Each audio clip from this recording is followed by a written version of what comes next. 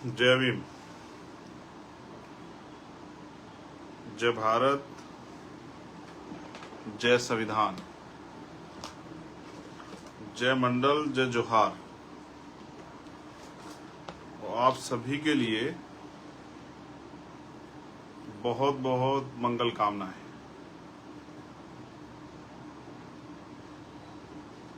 मैं आज के फेसबुक लाइव में आपके बीच हूं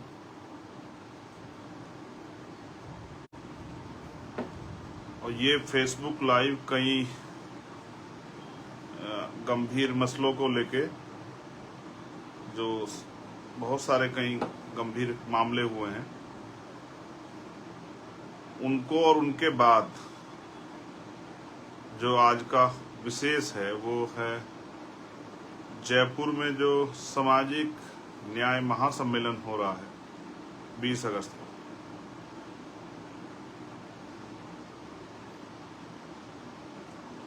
मैं अपनी बात की शुरुआत करते हुए भारत की धरती पर समय समय पर जन्मे सभी संतों, गुरुओं, महापुरुषों को नमन करता हूं। महामानव तथागत बुद्ध से लेके संत श्रोमणी सतगुरु रविदास जी, भगवान वाल्मीकि जी, गुरु नानक देव, संत कबीर, गुरु घासीदास, संत गाडगे जी महाराज, नारायणा गुरु, और जो समाज के अग्रदूत रहे सामाजिक परिवर्तन के आंदोलन के, जिनको राष्ट्रपिता कहा जाता है, लेकिन वो राष्ट्रपिता से भी बढ़कर हैं। राष्ट्रपिता ज्योतिबा फूले, माँ सावित्रीबाई फूले, छत्रपति साहू जी महाराज, जिनको हम आरक्षण का जनक मानते हैं, विश्व रत्न डॉक्टर बाबा साहब अम्बेडकर, संत तुकाराम जी, पेरियर रामास्वामी नायकर, प्यारेलाल यादव, बाबू जगदेव प्रसाद कुशवाहा, जननायक कपूरी ठाकुर, मामना राम स्वरूप वर्मा, बाबू शिवदयाल चौरसिया, संतराम बी ए प्रजापति जी, माँ अवंतिका बाई लोधी, माँ झलकारी बाई कोरी, माँ फातिमा शेख, माँ फूलन देवी, मान्यवर दीना भाना वाल्मीकि साहब, विजय सिंह पथिक जी, कोतवाल धन सिंह गुर्जर जी, सर छोटू राम जी, चौधरी चरण सिंह जी, और मेरे गुरु, मेरे आदर्श मान्यवर साहब श्री काशीराम जी को नमन करता हूं। आज का जो लाइव है उसमें 2-3 इशू, जिन्होंने 2-3 ऐसे विषय जिन्होंने मुझे बहुत ज्यादा परेशान किया,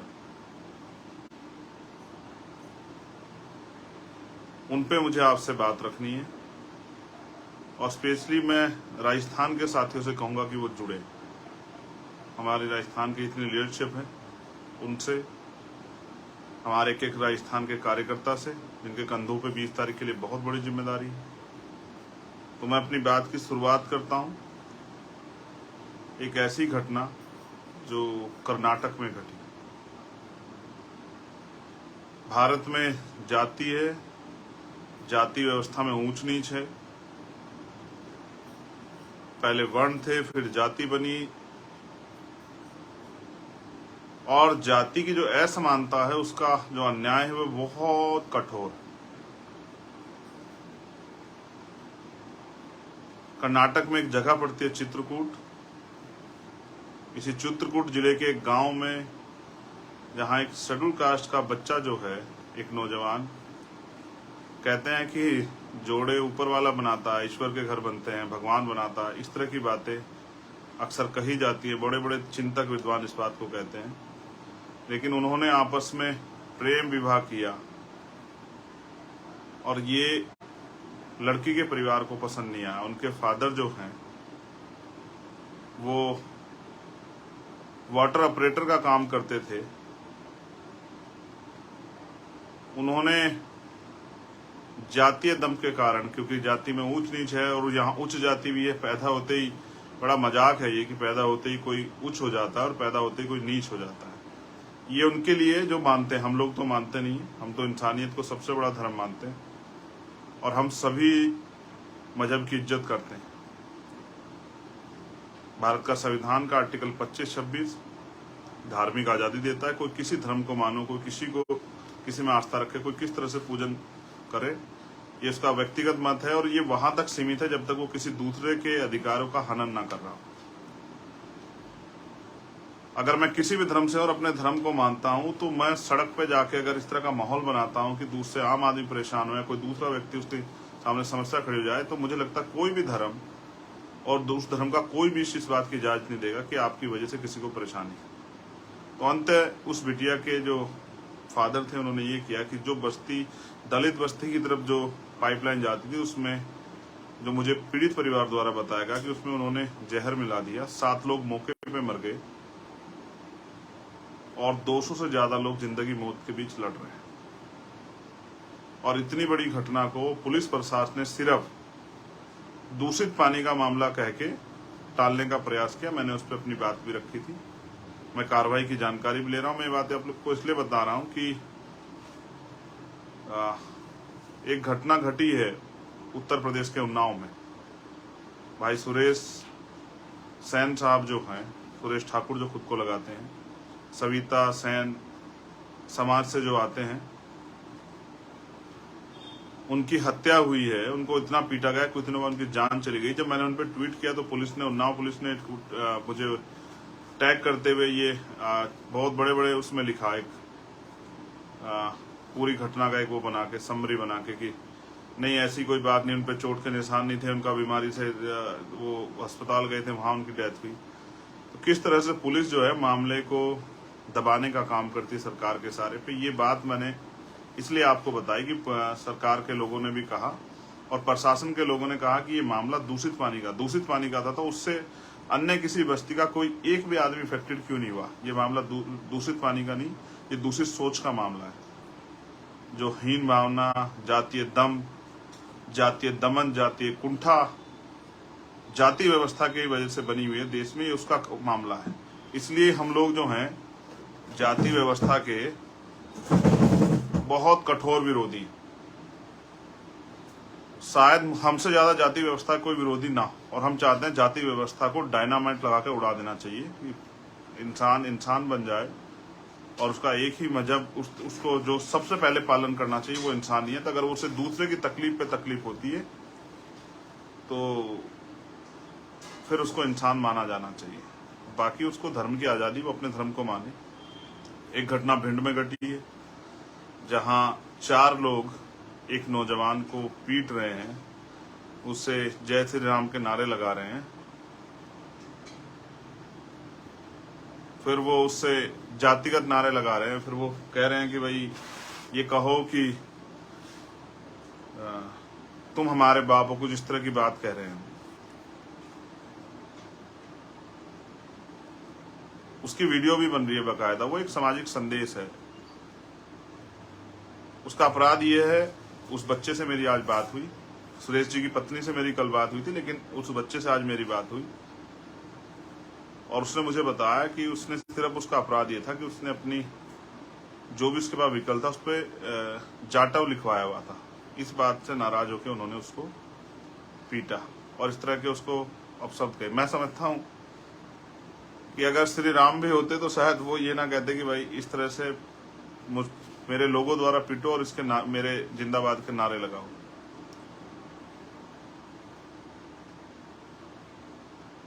कभी कभी आदमी को ताकत अहंकार में ले जाती है, पागल कर देती मदहोश, और वो फिर ऐसे ऐसे काम करता है जिसको किसी भी तरह से स्वीकार्य नहीं किया जा सकता आजाद भारत में, जहां संविधान से देश चल रहा है। तीसरी घटना, आज हमारी टीम गई थी भिंड में, बहन तोला गुजर की है जिनके साथ अन्याय हुआ। उससे पहले भी एक बच्ची के साथ राजस्थान में अन्याय होता। राजस्थान में आम बात है, लेकिन मुझे तकलीफ है, हमारे वरिष्ठ लीडर्स जो हैं वो वहां गए थे। मुझे उम्मीद है कि संघर्ष के जरिए हम अपने इस परिवार को न्याय दिलाने में सफल हो पाएंगे। और चौथी घटना है नूह मेवात की, जिसको आपने देखा किस तरह से लगातार साजिश हो रही है स्पेशली बीजेपी के लोग, मुझे कहने में कोई परहेज नहीं है, मेरे मुंह पे कोई तालाबंदी नहीं है। किस तरह से बीजेपी के लोग अपने राजनीतिक स्वार्थ में अपने चुनाव जीतने के लिए देश को हिंसा की आग में झोंक रहे हैं, ये आपके सामने है। मैं किसी भी गलत कार्य करने वाले का पक्षधर नहीं हूं, लेकिन मैं आपसे फिर ये कहना चाहता हूं कि अपने राजनीतिक स्वार्थ के कारण अगर आप किसी भी समाज को अगर आप डराने का, धमकाने का, अन्याय करने का काम करोगे तो इससे जो गुस्सा पैदा होगा वो बड़ा खतरनाक होगा और सब लोग चुप रह सकते हैं। मैं आपको अपनी पार्टी की लीडरशिप की तरफ से, अपने संगठन की तरफ से और इंडिविजुअल चंद्रशेखर आजाद आपसे कमिटमेंट करके कह रहा है कि जो अन्याय आप कर रहे हो, भारतीय जनता पार्टी के लोग, राजनीति यहीं रहेगी, देश बड़ा है, इस बात को आपको समझना चाहिए। अपने देश को अपने सिर्फ राजनीतिक स्वार्थ के चलते कमजोर करना, नफरत फैलाना, ये इसका एहसास आपको नहीं पता कि ये जख्म कितने दिनों में भरेंगे। और मैं आश्वस्त होकर कहता हूं हर कमजोर वर्ग को, हर पीड़ित वर्ग को, जैसे मणिपुर में उन बहनों के साथ हमारी अन्याय हो रहा है और स्पेशली वो वहां के क्रिश्चियन समुदाय के लोगों को टारगेट करने के लिए वो सब चीजें की गई, उनको नुकसान पहुंचाने के लिए बहुत हजारों की संख्या में चर्च जलाए गए हैं।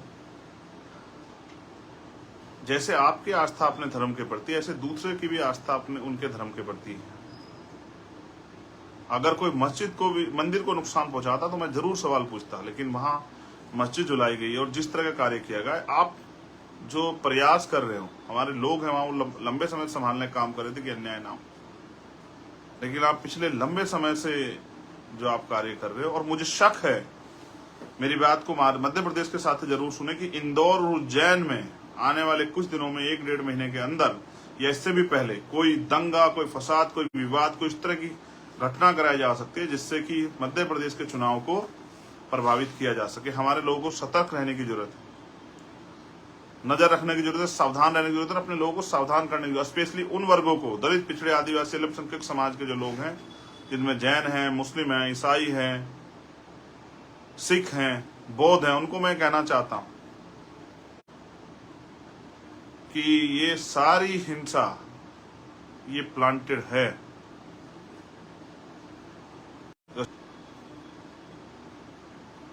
इसलिए मैं आपसे कहूंगा, स्पेशली इन बहुजन समाज के लोगों से, इन वंचित वर्ग के लोगों से, कि आप इस हिंसा से दूर रहना। इसलिए मेरी अपील है अपने नौजवान साथियों से, किसी भी तरीके से उनको अपने मकसद में कामयाब नहीं होने दें। और मैं पूरी ताकत से कह रहा हूं कि हम खड़े हैं हर कमजोर के साथ, जैन के साथ भी, बौद्ध के साथ भी, ईसाई के साथ भी, मुसलमान के साथ भी, सिख के साथ भी, हर उस बहन के साथ खड़े हैं, वो किसी भी धर्म की हो जिसके साथ अन्याय होगा, वो किसी जाति की हो। हर उस व्यापारी पीड़ित के साथ खड़े हैं, किसान के साथ खड़े हैं, जिसको अन्याय की तरफ, जिसको लूटने, खसोटने, जिसको डराने, धमकाने का प्रयास सरकार के लोग कर रहे हैं। और मैं आपसे फिर कह रहा हूं, जब जितना अन्याय बढ़ेगा, आप हमें मजबूर कर दोगे कि हम सड़कों पे आके अपने भाइयों के आगे खड़े हो जाएं, कि उन पर चलने वाली गोलियों का सामना हम लोग करें। और ये होगा। हम ज्यादा दिन तक आपको ये अन्याय करने की छूट नहीं दे सकते हैं। मैं तो तैयार बैठा हूं, एक गोली आपके लोगों ने धोखे से मारी, अगर अपने लोगों के लिए गोली खानी पड़ी तो मैं तैयार बैठा, लेकिन ये अन्याय हम लोग बर्दाश्त नहीं करेंगे जो आप कर रहे हैं या करने का प्रयास कर रहे हैं। अब मैं बात करूंगा स्पेशली राजस्थान की। मैं अपने मुस्लिम भाइयों से कहूंगा कि वो घबराएं नहीं, उस संविधान के हिसाब से काम करें, हम सब लोग उनके साथ खड़े हैं।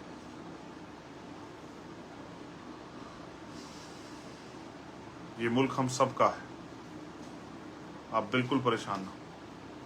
और आप जानते हैं, मैंने जिसका साथ देने का वादा किया है, पूरी ताकत से उस साथ को निभाया है। मुझे इस बात के लिए किसी परीक्षा की जरूरत नहीं, किसी प्रमाण की जरूरत नहीं, ये आप बेहतर जानते हैं। मैं बधाई दूंगा कश्मीर के अपने शेड्यूल ट्राइब के भाइयों, जिन्होंने वहां अपने हकों के लिए आंदोलन किया। जो साथी मुझसे मिलने आए थे, उनका भी धन्यवाद करता हूं।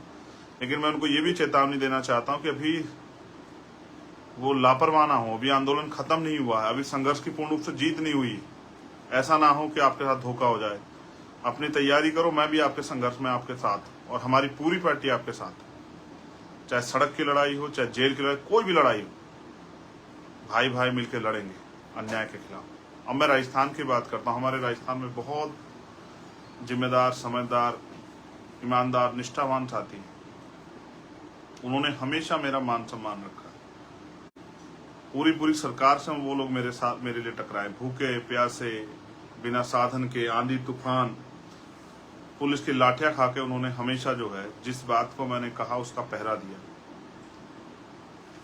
हमेशा उन्होंने मेरी इज्जत रखी, हमेशा उन्होंने मुझे मजबूत बना के रखा। आज फिर उनके ऊपर कंधों पर जिम्मेदारी आ गई है। स्पेशली हमारे जो लीडर्स लोग हैं, हमारे प्रदेश अध्यक्ष, हमारे भीम आर्मी के, आजाद समाज पार्टी के प्रभारी, हमारे प्रदेश कमेटी के लोग, हमारे मिशन 78 के लोग, हमारे स्टूडेंट फेडरेशन के लोग, हमारे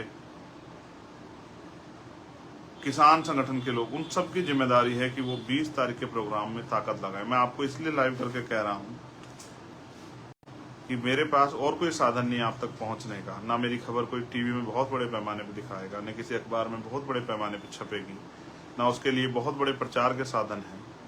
ये छोटे साधन ही नहीं, साधनों से मैं आपके बीच आ सकता हूँ। मैं बहुजन मीडिया के साथियों से कहूंगा कि वो अपने चैनल पे इस वीडियो को जरूर लगाएं, जिससे कि हमारे आंदोलन का प्रचार प्रसार हो सके। मैं जानता हूँ मेरे साथियों पे बहुत साधन नहीं है, लेकिन उनके अंदर संकल्प है, उनके अंदर हौसला है, उनके अंदर स्वाभिमान, सम्मान है। वो अन्याय के खिलाफ लड़ने वाली सबसे मुखर आवाज है, और मैं जानता हूं कि उनको कोई मुसीबत, कोई परेशानी रोक नहीं सकती। ना दिल्ली रोक पाई और ना ही जयपुर रोक पाएगी 20 अगस्त को। मुझे नहीं पता वहां साथियों ने कैसे इंतजाम किए हैं, लेकिन मैं आपको बस याद दिलाना चाहता हूं, चाहे वो जितेंद्र मेघवाल का मामला हो, चाहे वो थाना गाजी का मामला हो, चाहे चूरू का मामला हो, चाहे जितेंद्र मेघवाल का मामला हो, चाहे ओम प्रकाश रेगर का मामला हो,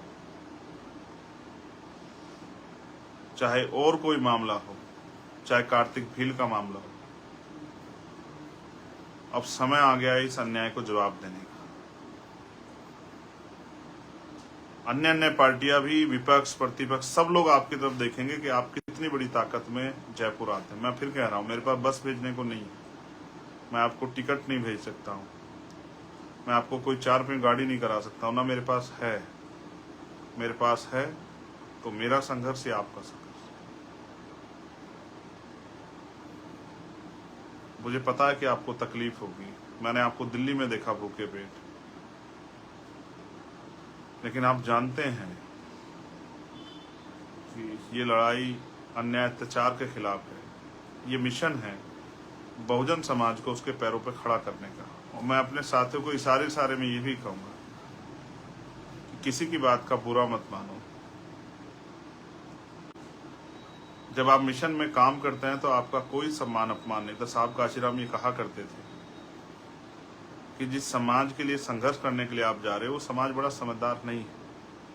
वो आपके ऊपर आरोप भी लगा देगा, वो आपको अपमानित भी कर देगा, वो आपको झूठा भी कह देगा, वो आपकी बात भी नहीं सुनेगा, आपके हाथ लड़ भी पड़ेगा, लेकिन कभी भी अपनों की बात का बुरा नहीं माना करते हैं। और आप जानते हैं मेरा क्या सम्मान अपमान। मैं तो एक गोल लेके, हम मिशन का काम कर रहे हैं, जब तक वो मिशन पूरा नहीं होता तब तक क्या खुशी मनानी और क्या दुख मनाना। मैं तो बहुत भावुक हूँ इस मामले में। जब अपनी बहनों की लुटती अस्मतें और अखबार पढ़ता हूँ, यूट्यूब पे खबर देखता हूँ, टीवी में देखता हूँ, तो कितने आंसू बहाता हूँ शायद आपको एहसास भी नहीं है, जो लोग मजाक उड़ाते हैं बातें कह के। ये मेरा दर्द है। मैंने समाज को परिवार माना है।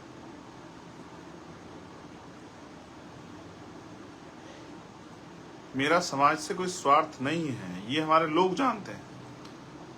मैं तो साहब काशीराम की जो रुकी हुई मूवमेंट है, जो मूवमेंट पीछे जा रही है, मैं तो उसको कोशिश कर रहा हूं अपने साथियों के साथ कि उसको खींच के वापस मैं किसी को बुरा नहीं कह सकता हूँ, मुझे कोई अधिकार नहीं बुरा कहने का। मैंने ऐसा कुछ किया ही नहीं कि मैं किसी को बुरा कहूँ, और मैं बुरा कहने के लिए काम ही नहीं कर रहा हूँ। किसी के ऊपर आरोप लगाना, आलोचना करना मेरा काम है ही नहीं। मैं आपको भी कह रहा हूँ कि बहुजन समाज की ज्यादा एनर्जी तो इसी काम में लग जाती है, इसी काम में, चाहे वो अधिकारी कर्मचारी हो, चाहे वो सामाजिक कार्यकर्ता हो, चाहे राजनीतिक कार्यकर्ता हो, चाहे आम आदमी हो, कि उसको कास्ट एट्रोसिटी सहनी पड़ती है। आज भी हमारे बच्चे यूनिवर्सिटियों में, कॉलेजों में सुसाइड करते हैं, आज भी उनके साथ जातिगत उत्पीड़न होता है, आज भी हमारे टीचर्स के साथ जातिगत उत्पीड़न होता है, आज भी उनके साथ अन्याय होता है। अभी आज पटियाला के लोग मेरे पास आए, FCI के, उन्होंने जो मुझे बताया कि किस तरह से 50 साल से ऊपर, अभी पार्लियामेंट में खड़े होकर कहा मंत्री जी ने कि 60 साल से नीचे किसी व्यक्ति को नहीं निकालेंगे, लेकिन निकाल दिए FCI के बहुत सारे लोग। और FCI के लोगों की ये गलती है कि जब जम्मू में निकाले गए उसके बाद वो चुप रहे, जब पटियाला तक आंच चली आई, संगरूर तक, तब उनको एहसास हुआ।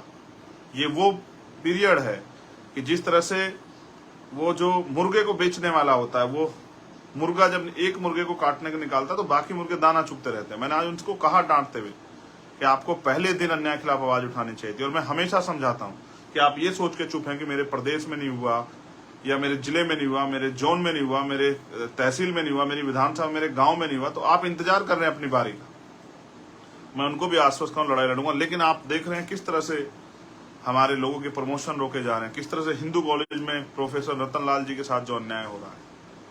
हमारी भीम आर्मी स्टूडेंट फेडरेशन की टीम का मैं धन्यवाद देता हूं कि लगातार उनके साथ खड़ी है और वो प्रोटेस्ट भी कर रही है। मैं अपने साथियों को मजबूती से प्रोटेस्ट करना, जिन यूनिवर्सिटी में, जिन कॉलेज में हमारे बच्चों के साथ अन्याय हो, हमारी भाइयों बहनों के साथ अन्याय,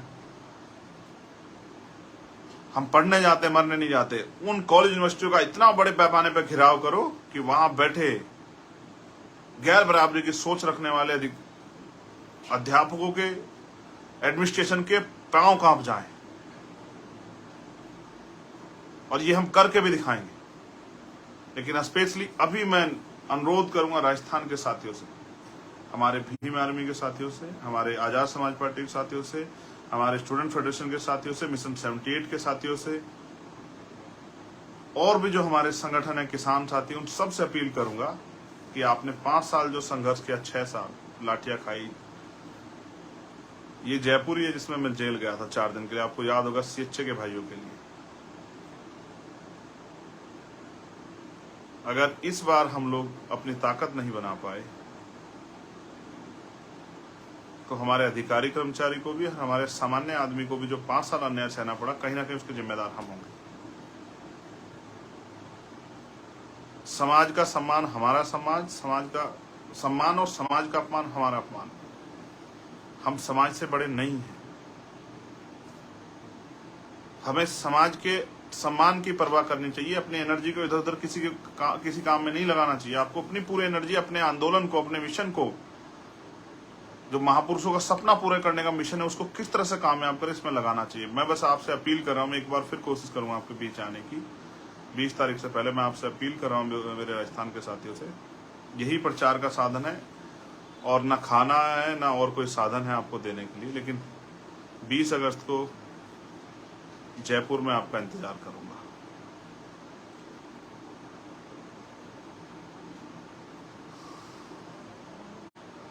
आपकी राह देखूंगा। हो सकता है ट्रेन कैंसिल हो सकता है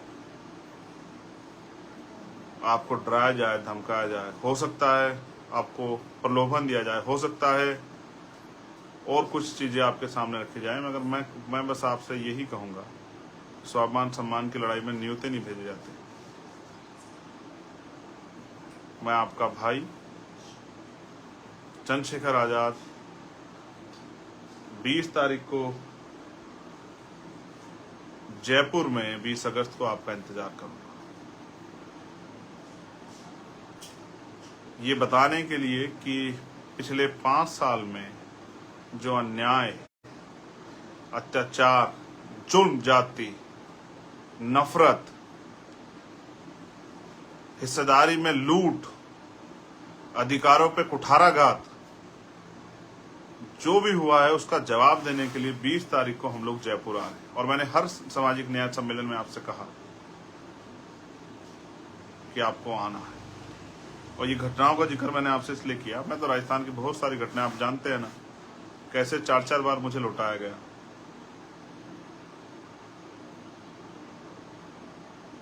मैं आपका इंतजार करूंगा। जैसे आपने भरतपुर में अपनी ताकत दिखाई, जैसे आपने गंगापुर सिटी में अपनी ताकत दिखाई, जैसे आपने भादरा में अपनी ताकत दिखाई, वैसे ही आप जयपुर में भी अपनी ताकत दिखाएंगे।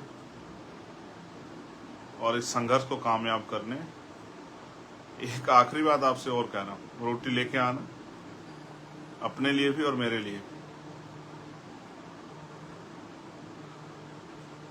आपने शायद, अगर याद हो आपको, और आप, ये प्रैक्टिकल बात है, आपका कोई अमीर रिश्तेदार हो, वो भी अपने गरीब रिश्तेदार को पहचानने से मना कर देता है। अमीरों की नस्ल ही ऐसी होती है।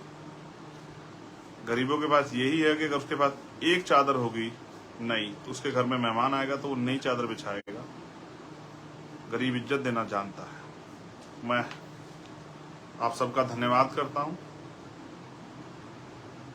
कि आपने मुझे सुना, और मुझे विश्वास है मेरे साथियों के ऊपर कि वो सरकार को भी और समाज को भी ये संदेश देने के लिए कि अब हम किसी के पिछलग्गू नहीं बनेंगे, हम अपने पैरों पे खड़े होंगे। काम करने वाले नौजवान ईमानदार हमारे साथी तन मन धन से, और मैं अपने साथियों से कहूंगा कि जो लोग आना चाहते हैं, जिनके पास साधन हो, वो उनकी मदद कराएं, कि वो 20 तारीख को एक ऐसा सैलाब आए राजस्थान में कि भोपाल की रैली को लोग भूल जाएं। जबकि मध्य प्रदेश के लोगों ने जो मील का पत्थर ठोका है, उसे शायद ना ही कोई बुला पाए। लेकिन मैं मध्य प्रदेश के साथियों से भी कहता हूं, बहुत अन्याय अत्याचार हो रहा है। मैं बहुत जल्द 10-15 दिन के लिए मध्य प्रदेश आ रहा हूं। एक शुरुआत कर रहे हैं हम लोग 15 तारीख से नगीना लोकसभा में। जाति तोड़ो समाज जोड़ो एक यात्रा, हम साइकिल यात्रा शुरू कर रहे हैं। साइकिल यात्रा तो हमारी बीमारी में आजाद समाज पार्टी के नेतागण कर ही रहे हैं, लेकिन उसमें एक दिन के लिए मैं भी शामिल होने के लिए जा रहा हूं 15 तारीख। और मैं उन सभी साथियों का धन्यवाद देता हूं जो देश भर में इस आंदोलन को कामयाब करने के लिए बहुत मेहनत कर रहे हैं। प्राइमरी स्कूल के हेडमास्टर का बेटा हूं, कोई घमंड नहीं रखता हूं। एक ही लालच है, एक ही सपना है कि बाबा साहब अम्बेडकर और माननीय काशीराम और बहुजन महापुरुषों का सपना पूरा हो। इस देश का टुकड़ों में बटा बहुजन समाज एकजुट हो। इस देश की महिलाओं को, किसानों को, मजदूरों को, नौजवानों को उनके हक अधिकार मिले, और जाति विहीन समाज बन के सब लोग, जैसा सतगुरु रविदास जी महाराज ने कहा, ऐसा चाहूं राज में जहां मिले सबनु अन्न, और छोटे बड़े सब सम बचे रविदास रहे प्रसन्न, जिसको उन्होंने बेगमपुरा राज का नाम दिया। ऐसा राज स्थापित हो जहां किसी को कोई भय ना हो, कोई डर ना हो, किसी के साथ कोई अन्याय ना हो, कोई ऊंच नीच की बात ना हो, किसी को खाने के लिए अन्न की, तन ढकने के लिए वस्त्र की, सर ढकने के लिए छत की कोई परेशानी ना हो। भय मुक्त समाज, समानता पे आधारित समाज, मैत्री पे आधारित समाज, भाईचारे पे आधारित समाज, और हर एक व्यक्ति का सम्मान। जय भीम, जय भारत, जय मंडल, जय जोहार, जय संविधान, और आप सभी के लिए मंगल कामनाएं। 20 तारीख को जयपुर।